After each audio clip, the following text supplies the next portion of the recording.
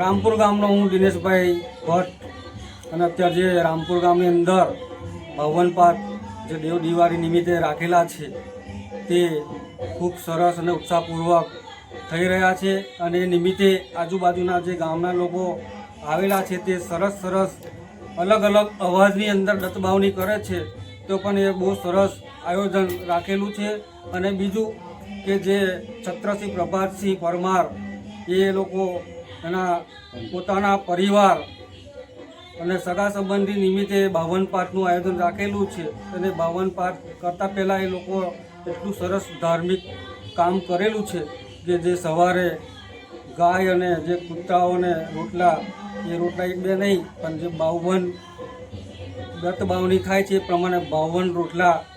એ લોકો ગાય અને કૂતરાઓને ખવડાવીને દત્ત બાવણી શરૂ કરેલી છે. તો એ લોકોને અમે છત્રસિંહ પ્રભાત અને એમના પરિવારને ખૂબ ખૂબ આપીએ છીએ આભાર.